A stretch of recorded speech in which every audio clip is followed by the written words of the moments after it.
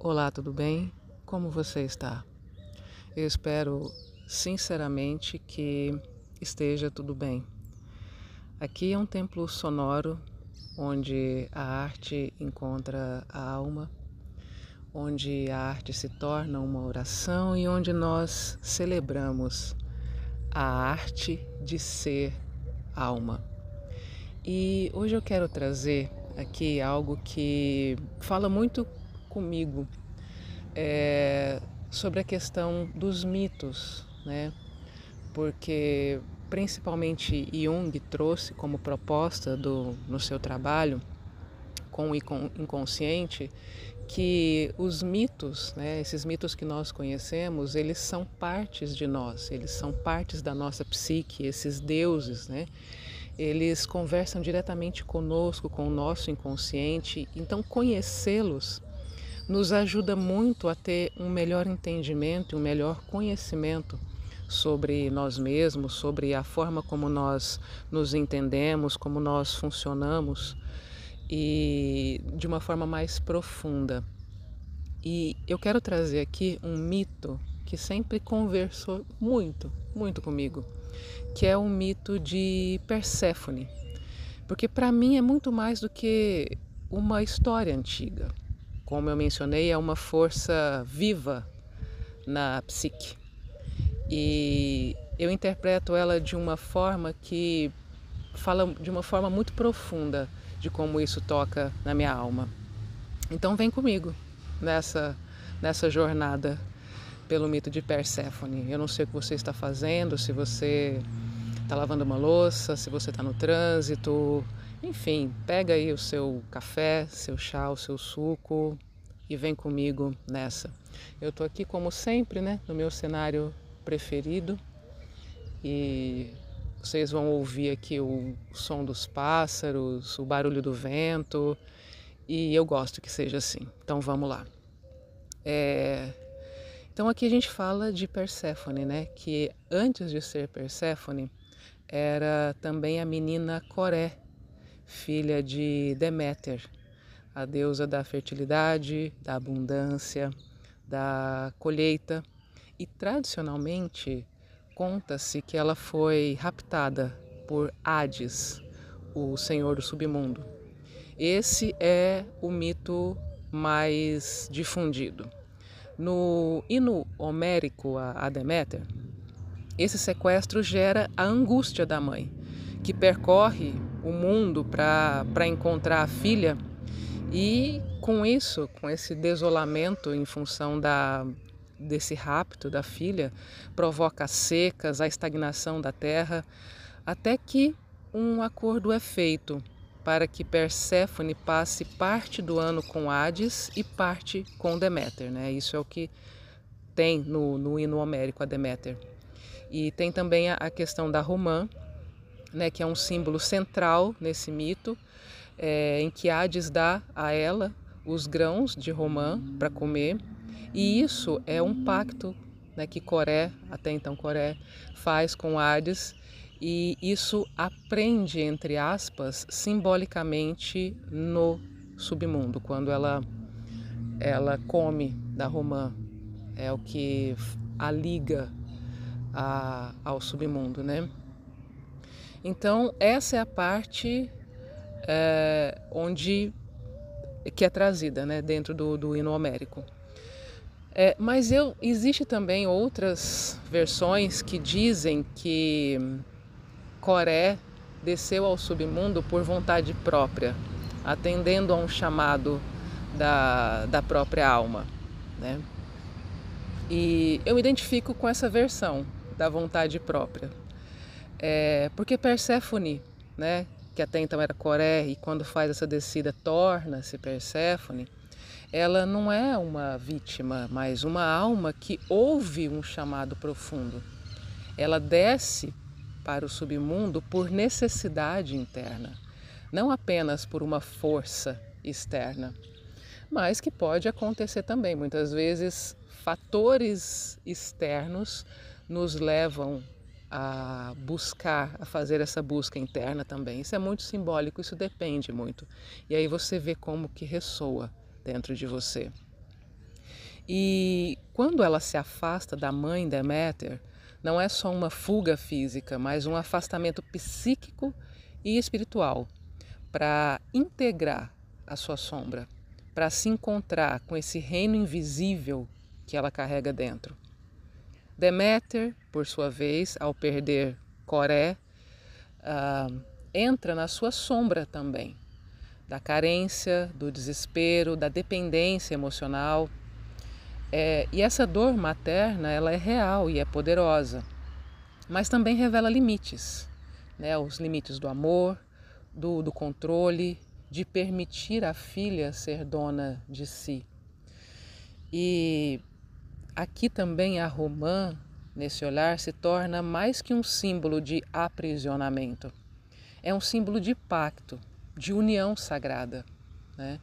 Porque simbolicamente há algumas leituras que falam desse momento da iniciação sexual da mulher. E ao comer os grãos, Perséfone está selando uma aliança com Hades, que é o seu ânimos, é o seu parceiro interno, a sua contraparte. Mas não é uma aliança qualquer, é uma aliança com o seu ânimos, como eu disse, com o seu masculino primordial. E esse Hades, esse masculino interno, ele não é um tirano, mas um parceiro que reconhece em Perséfone a sua igual. Ele a vê, ele a honra e ele a coroa como rainha, como sua rainha, né, desse reino oculto, do seu reino, porque ele entende como sua igual, ele quer fazer dela a sua rainha. E esse submundo é um lugar de riqueza e mistério, né? Ele não é um lugar de morte, mas é um reino profundamente fértil e abundante, simbólica e energeticamente, mas é um lugar onde só é possível habitar por meio da troca. Você só consegue entrar e sair deste lugar quando há uma troca, e uma troca genuína e honesta. O submundo é um lugar muito inteligente, muito sábio. E aqui as sementes da romã representam justamente isso. Múltiplas vidas, múltiplos potenciais, fertilidade oculta. É a riqueza invisível sendo acessada da própria força criativa, criadora da criação. E quando Perséfone faz essa união simbólica ou real com Hades, ela se torna a rainha desse lugar, entre aspas, escuro, mas primordial, onde existem forças poderosas e primordiais, como por exemplo as moiras, que são as tecelãs do fio da vida, do destino, como Hécate, que é a senhora dos caminhos, né? E outras entidades simbólicas, né, de sabedoria profunda, como as fúrias também, senhoras que promovem a justiça, seja lá o que justiça queira dizer também, né? E essa integração dá a Perséfone autoridade interior. A Perséfone não é apenas filha agora. Ela se torna rainha, ela se torna a guardiã de um segredo ancestral. Ela é soberana, né? E no mito clássico, né, existe aquele pacto para que ela passe uma parte do ano com a mãe Deméter, né? E ela retorna à superfície para ficar com essa mãe. Mas aqui eu interpreto esse retorno de uma outra forma. Não é só para satisfazer a dor de Deméter, para aplacar essa dor, acalmar essa dor, satisfazer esse capricho, essa dependência emocional, essa carência de Deméter. Ela retorna porque o mistério que habita nela deve ser trazido à luz. A sua descida e ascensão são parte de um ciclo maior. Não só entre mãe e filha, mas entre o invisível e o visível, entre a alma interior e o mundo terrestre. Então ela tem essa consciência cíclica, né? Ela entende que a sua identidade verdadeira é dupla, parte na luz e parte na escuridão. Mesmo nascendo na superfície, né? O seu lugar de origem sendo a superfície, mas o seu lugar de pertencimento é no submundo, junto com o seu masculino interno, junto com a sua contraparte, né? Integrada. E é dessa sabedoria adquirida que ela traz essa generosidade que é própria do feminino original, do feminino primordial, né? Não essa generosidade frágil, dependente, mas essa generosidade de rainha, de fruto, de mistério, que distribui o que aprendeu e que integrou, sabe, que transborda a partir de si mesmo, porque ela entende esse mistério, ela aprendeu esse mistério dos ciclos, né? E eu gosto muito também do livro, né, Mulheres que Correm com Lobos, que para mim é uma obra que eu não sei explicar o que essa obra traz dentro de mim. E quando eu li pela primeira vez, eu fiquei apaixonada, mas quando eu li o conto número 3, que é o conto da Vasalisa, foi ali que o livro me ganhou de vez. E nesse livro, Mulheres que Correm com Lobos, da Clarissa Pinkola Estés, essa história da Vasalisa ecoa muito dentro de mim nesse mito, embora os símbolos sejam diferentes, mas há muita similaridade com o mito de Perséfone. No conto da Vasalisa há muita similaridade com o mito de Perséfone, né? No conto da Vasalisa, a mãe de Vasalisa morre e deixa uma pequena boneca para a filha. E essa boneca carrega a intuição, uma parte da Vasalisa que ainda está em desenvolvimento. Então o pai de Vasalisa se casa com uma outra mulher, né, que tem mais 2 filhas, e essa madrasta e as filhas, né, representam os mecanismos internos sabotadores, as vozes de crítica, de medo, de controle que muitas vezes moram dentro de nós. E de propósito elas apagam o fogo da casa e mandam Vasalisa para a floresta para buscar fogo, numa tentativa de sabotar Vasalisa, realmente mandá-la para o perigo. E quando Vasalisa vai à floresta para buscar o fogo, ela encontra no caminho 3 cavaleiros, o cavaleiro branco, o cavaleiro negro e o cavaleiro vermelho, que simbolizam, né, as fases alquímicas da Nigredo, da Albedo, que é a fase do esclarecimento. A Nigredo é essa fase, né, da morte, né, ou a noite escura da alma também, que poderia se falar. A Albedo, que seria a fase seguinte, né, da clareza, e a Rubedo, que é a transmutação, né, essa integração.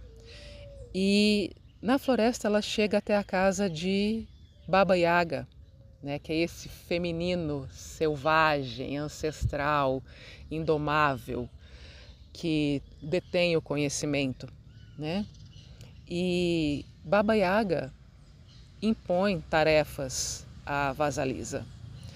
Então ali é um lugar iniciático, invisível, onde a verdadeira transformação acontece, como no caso de Perséfone. Essa descida de Perséfone ao submundo é o seu processo iniciático. Então, ao cumprir os testes que Baba Yaga impõe a Vasalisa, Baba Yaga entrega a ela uma caveira incandescente. E essa caveira não contém apenas o fogo, é a sabedoria ancestral, a consciência profunda, a intuição madura, realmente, que tudo vê, que tudo enxerga, que tudo ilumina. E é esse símbolo ancestral da psique feminina. E Vasalisa volta para casa para levar esse fogo. E quando ela chega com essa caveira incandescente, essa caveira luminosa, ela tem autoridade para encarar a madrasta e as suas filhas, né? Ela tem essa autoridade interior que desfaz essa autossabotagem. Então, quando Vasalisa, com essa caveira incandescente, encara a madrasta e as filhas, esse fogo as transforma em pó. Então é esse poder que a sabedoria ancestral, quando encara esses nossos processos internos sabotadores, eles têm esse poder de transformá-los em pó, em nada, né? E o que antes limitava, agora se desfaz diante dessa soberania, né? Então, aqui tem uma mensagem simbólica da nossa alma e para a nossa alma, né? Perséfone, aqui na minha leitura, é um arquétipo de integração do feminino primordial com esse masculino interno primordial também. E ela nos mostra que ser rainha de si mesma não é abdicar, mas escolher descer para se encontrar e se fortalecer. E o submundo é parte essencial da psique, é onde moram as nossas sementes mais potentes da intuição, da sabedoria, da transformação.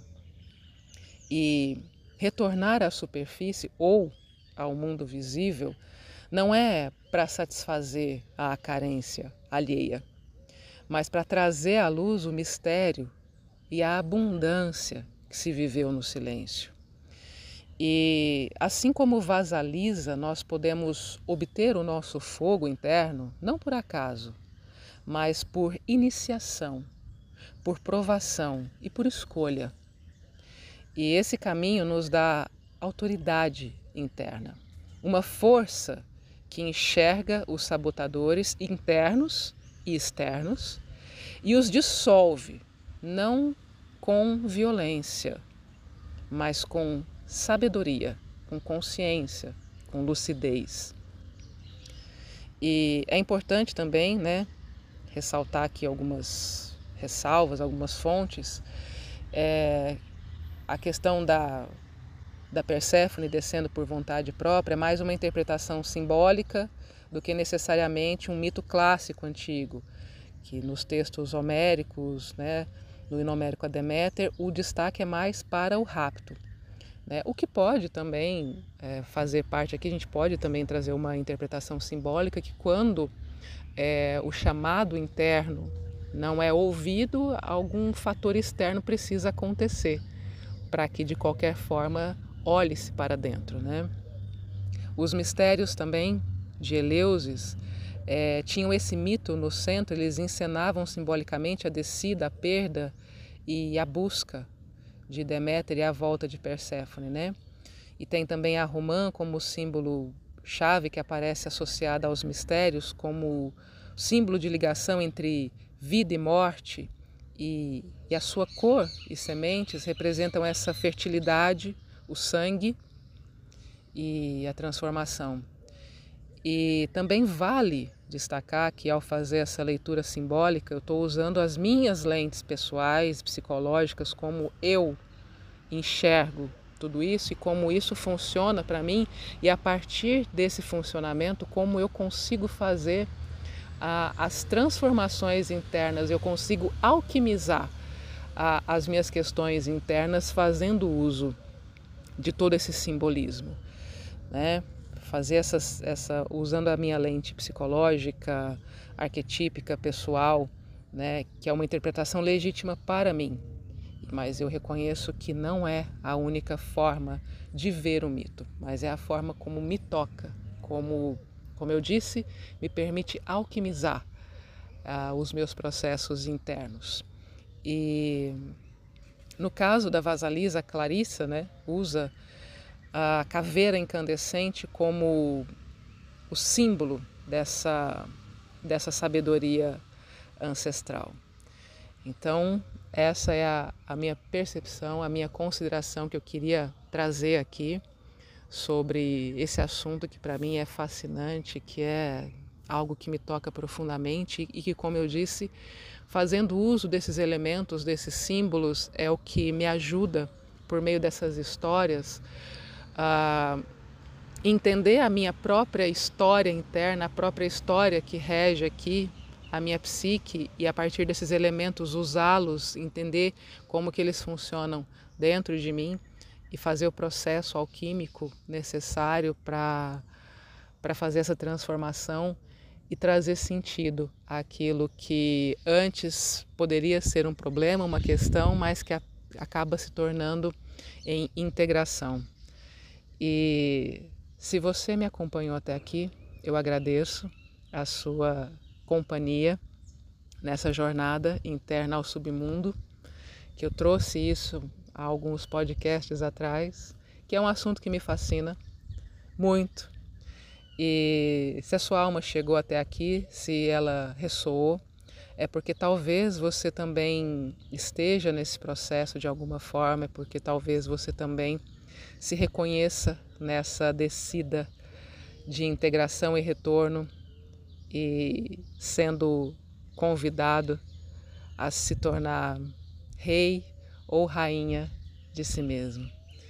Então, muito obrigada por você que chegou até aqui comigo e nos vemos ou nos ouvimos na próxima. Até mais. Planeta Terra, século XXI.